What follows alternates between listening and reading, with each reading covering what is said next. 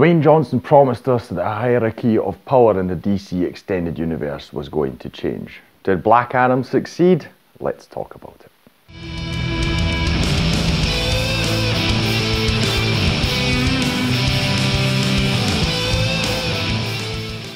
Hi, my name's Drew and welcome to another review video on Flying Wiener. I'm happy to finally gone back to the cinemas. The last time I went was in July when I went to see Thor, Love and Thunder. Just can't find the time for it. There were so many films I actually wanted to see in the cinema, but this is one I felt I really needed to see. Not only because things had been teased for quite a while, but unfortunately, for some reason, they felt it necessary for the marketing, I suppose, to spoil one really major thing from this film. I'm not going to tell you what it is. Just know that if you're looking up Black Adam on social media or just anywhere on the internet, you will probably stumble across this tidbit of information. You know, they spoiled the mid-credit scene, you know, which is really silly. I usually look forward to them, you know, and while it was something that made me really, really happy because it's something that I've been waiting for, hoping for years that Warner Brothers would do, it's still a shame that we got it spoiled by none other than Dwayne Johnson himself. I mean, fine, I get it. He was very heavily involved with it and made it happen, so you should be proud because of that, but still, don't spoil films. Anyway, Black Adam.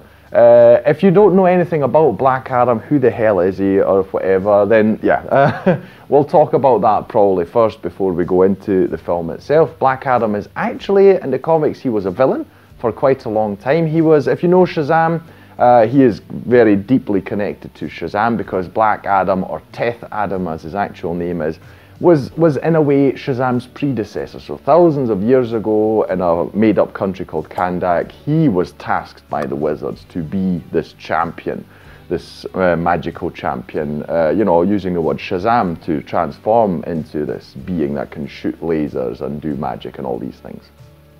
But unfortunately with the power he turned bad, so he was a villain. And in the comics, he has also been an anti-hero, you know, so a bit muddled, a bit like Deadpool in that sense. You know, he's not outright good, he's not outright bad, he's somewhere in the middle nowadays. And the interesting thing about this film is that Dwayne Johnson, believe it or not, he has actually been attached to this role since 2007.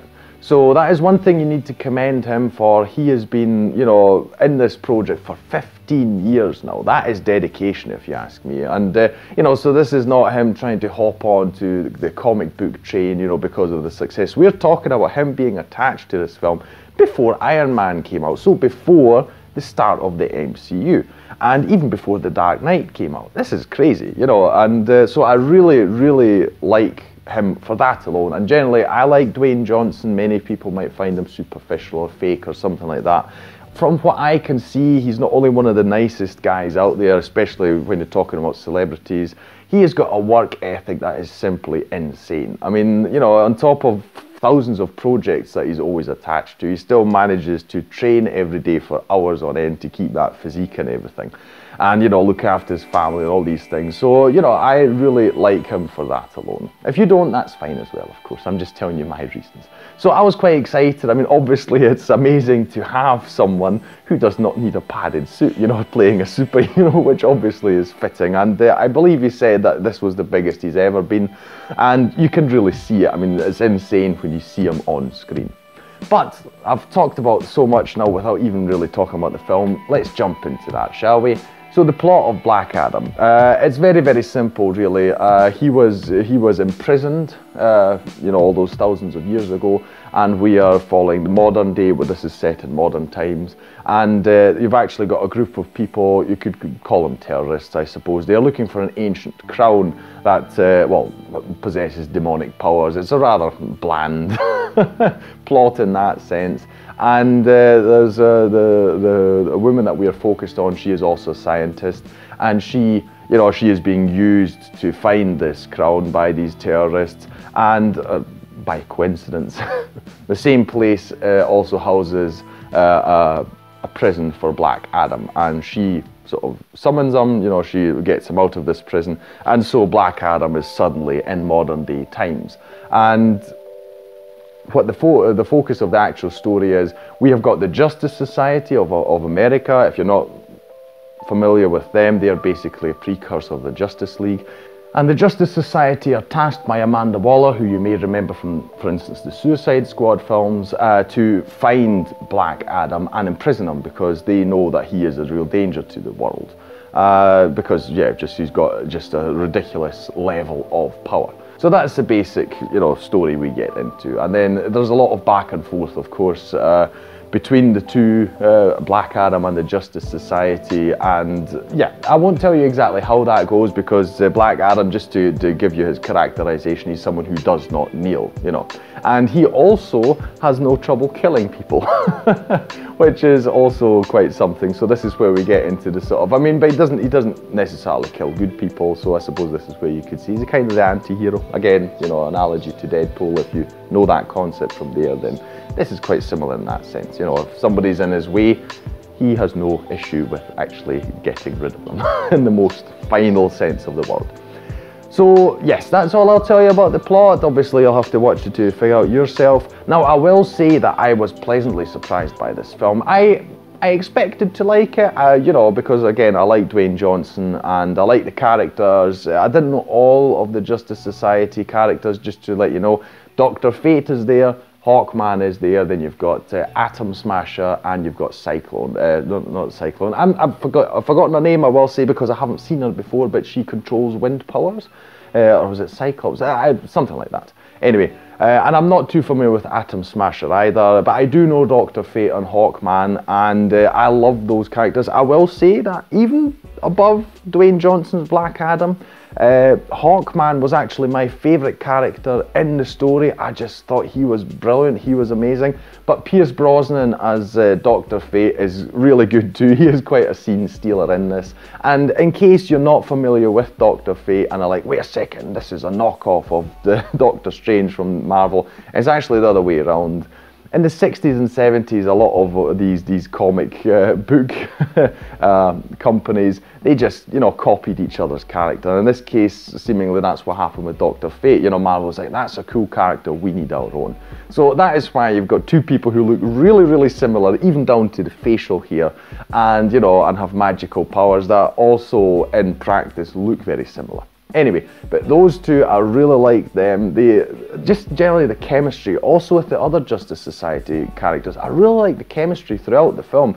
It was written so well. They've obviously had a lot of time to refine this script, I saw that a lot of critics weren't too enamoured with the film. The audience score is quite good, I believe, but the critics weren't.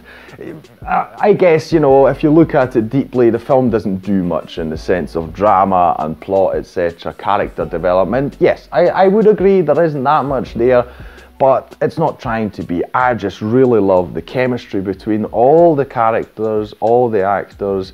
I thought the story was fine. I thought this was an amazing entry for Black Adam, so we really are aware of this really powerful being. As you can expect, surely at some point we will have a meet-up, a crossover with Shazam, which will obviously be really interesting. I'd love to see that, I will say. But I also want to see more of the Justice Society because, again, Hawkman was amazing. I really liked his character. He is the leader of this group of the Justice Society. And, I just really liked his approach. While he is also quick to anger at times, etc., it's still cool because he's trying to explain to Black Adam, what it is they do and, how they should act as heroes, etc. He is saying, he's not a hero. He never wanted to be. And, if you're in his way, he will get rid of you. So there's a bit of a back and forth there. I really like that. I will also mention the special effects, which I thought were amazing. You've not only got Dr. Fate, who does all sorts of magical things, etc., of course, but even, Hawkman's suit and the design of all the suits, simply great. I loved every single one of them. And the effects on all sorts of stuff, really good. I like the vibe that we got from Kandak. It felt like a really interesting city. It didn't feel very generic, to me at least. It felt like a city, with a that you would want to find more out about. It's obviously not a real place, but I would love to go there as a tourist. A very lively city and the population, etc. It gives you a really good vibe about the whole thing. So you want to see more of Kandak, I feel, in the DCEU. And generally speaking, yeah, I think it's a full success. I hope it will be a big success at the box office as well. I do hope so, because I think that word of mouth is really good on this film. Like I say, while the critics didn't necessarily like it, the people I like to follow on social media and YouTube, etc., who are also critics, I feel they all liked it for various reasons, so that gives me hope, you know, and the audience seems to like it as well. And ultimately, Dwayne Johnson's just got a huge pull. While he's done a lot of films over the years, and I haven't seen all of them, not even close, you know, and there have been quite some duds as well, I do feel this is one of his better films, also because, I mean, when do you see him as not a hero? You know, he's usually always the hero. So this is really cool, just seeing him as this anti-hero who really, you know, does not back down, has no qualms killing anyone and that, etc. I feel this is a really good fit for him as well. So I like it because I do want to see him also, you know, evolve as an actor as well. So I think that, you know, if he continues playing Black Adam, which I believe he will, this will put him on a good path for us as fans, you know, not just of him, but for the DCEU as well, because I do feel that this is injecting a lot of fresh power into it. I do feel that he is truthful with his statement that I'll say he'll be proven to be right with his statement that this is really injecting something fresh. While of course there are films coming, I think this will make people really interested because the whole chemistry of the film works really well. And I will briefly talk about the mid-credit spoiler, so this is a spoiler warning for you. I'll leave a little timestamp here below if you want to jump ahead, you know, or you can use the bar at the bottom to jump ahead to the next bit. So if you don't want to be spoiled, if you haven't heard of this and want to watch the film yourself and find out, I would advise that you do that and then come back to hear me talk about this. Right, okay. So without further ado, we have got Henry Cavill back as Superman. I cannot tell you how happy this makes me. I'm wearing this t-shirt intentionally. For years I've been saying we need more of him. I honestly don't think they could find a more fitting Superman out there. You know, just the whole physique, his look and everything, it's just amazing. And I loved him in Man of Steel, and I've done Batman v Superman on the channel before. I'll leave a link to that at the... No, I won't. Sorry, I was going to, but no, this is the spoiler section. I can't leave that. But if you want to, you know, look it up, you know, I think he's perfect. I always wanted more of him, and it seems that Dwayne Johnson himself did a lot to finally get this off the ground. It's so good, you know. If you think back to Shazam, where they had this silly headless cameo at the end, it was horrible. And you could even tell that it wasn't Henry Cavill, because even the upper body looked different, you know. So I am so glad, and it's such a great moment. Unfortunately, I was in a cinema with a very small crowd. No one cheered. I felt like it, but I felt stupid, you know, just being the only one. But, you know, I've heard reactions on social media. So great. Thank you to Dwayne Johnson for making this happen. I can't wait to see more of Henry Cavill in the DCEU. What an exciting time to be alive and a DC Comics fan. Okay, right.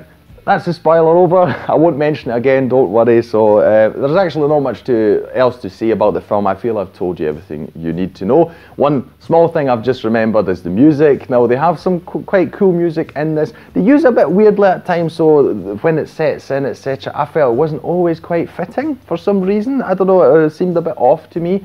But generally it was fine, but I must say I love the theme that Black Adam now has, and it's played especially at the end when the credits come in. I love it, it's really good, so it's definitely one of the better themes that I've heard out of the DCEU. I really love it. I believe Lauren Balfe did it, I hope that's the way you pronounce it, and she also did The Witcher, which I also like the soundtrack of. So yeah, she's definitely a name that I will be following more in future. But yeah, listen to the theme music, you know, for Black Adam. Really good. I really like that. But I believe that's all I really need to say about the film. I highly recommend you go and see it, especially if you're a DC fan. This really injects some fresh power into it, I feel. So excited for the future. If you enjoyed this review video, please like, share and subscribe. It is the best way to support this channel. Leave your comments down below about anything you want to say about Black Adam, you know, Dwayne Johnson. Have you seen the film? Do you know Black Adam from the comics? You know, how do you feel that they portrayed him? I will say I'm not too familiar with him from the comics, so I can't say whether this is 100% accurate. I felt it was a good portrayal, you know, not only in terms of character just, but, you know, just his whole mannerisms, etc. All that. I felt that he was very fitting. But if you want to say anything about the film, are you as excited about the future of the DCU as I am? You know, share any and all that down in the comments below. And I'm really looking forward to seeing what else comes. I will say, I don't usually rank as much, but I will say I'm kind of thinking that I like this film even more than Aquaman, just because it feels overall a bit tighter, you know, in terms of the story, etc. Just because it feels like there's no filler here. We're just moving from one, you know, thing to the next, and it's so fast paced. I really liked it. Anyway, those are my thoughts on the film. I'll thank you again for watching, and I hope to see you in the next video on Flying Wiener. Take care. Bye.